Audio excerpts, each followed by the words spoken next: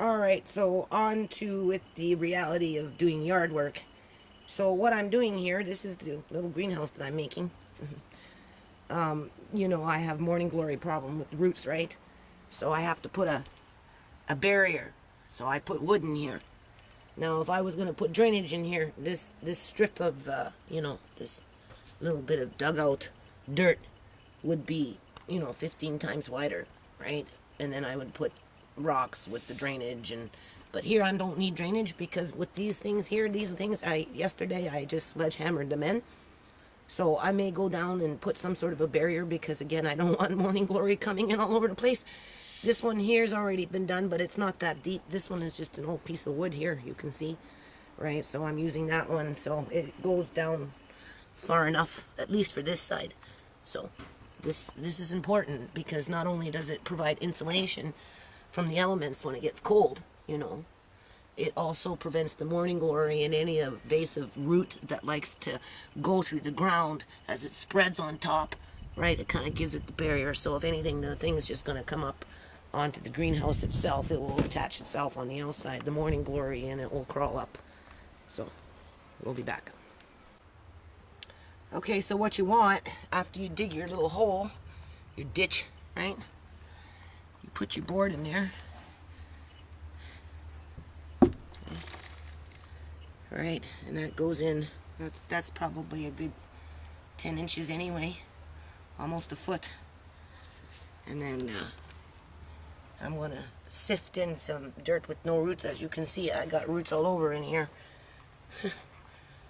So, lots of morning glory, a little bit of tree roots, buttercup, just everything else.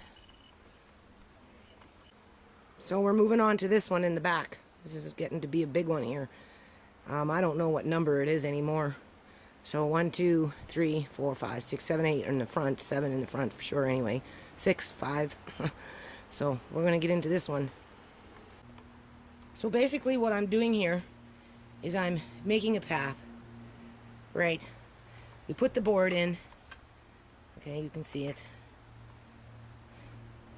I already started sifting the sand, or not the sand, but the dirt. And you know, make it fine, right? So to cut back on the roots growing. Same thing on this side. Tucked it in. Now I'm taking out, and then I'm going to lay some, you know, that fabric to help prevent weeds from coming up. And then I'm going to start emptying out my buckets. So that will be my path, and we'll go through here. Yeah, as long as I can get a wheelbarrow right in here, which I can. And then enough to squeak by, and then this will be dealt with. That's a pile of dirt. So here's that big one. As you can see, because it's in the shade, had lots of moisture, it's growing like a weed. So you don't let that deter you from, you know, pulling out what you need to pull out, like that morning glory, you know, some of those weeds. And then you'll find as you go in deeper, you know, it's dark, it's not going to grow as much. Flip it around, and then as I'm sifting the dirt over there and it's piling up in here, you take that dirt after you kind of move that around, and you know, it's like kneading bread. Some of it sometimes it's like making food, right? You know, so I'm going to start in this corner. Obviously I'm not going to get it all done in one day, and then over the course of the week as I'm making my path, you'll see how it looks. Alrighty-o. So I cleaned out that corner, and I put down cardboard pretty much flat onto the tarp. Worms, again, like cardboard, so they'll migrate to the bottom for when they want relief from what's up on top. Anyway, this is the mulch that I have under the other tarp.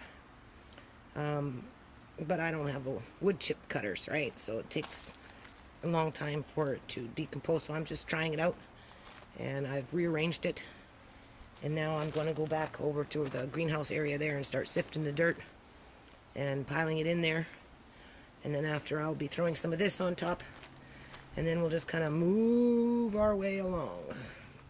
Oh yes, and that's what I pulled out. So this I'm going to put over there in the larger greenhouse area, And I'm just going to lay it flat on the tarp and spread it out because air drying it will help to kill off some of these roots. Alright. So as you can see, I'm putting branches in there. These have just been underneath the tarp over here drying up. Like I said, my neighbor cut down a tree. So I don't have a mulcher, so this is the only way I can do it. So that side's been done. And now I'm just getting this side ready. This time we're using these branches. And then I'm just going to move all this over on top of that. Right.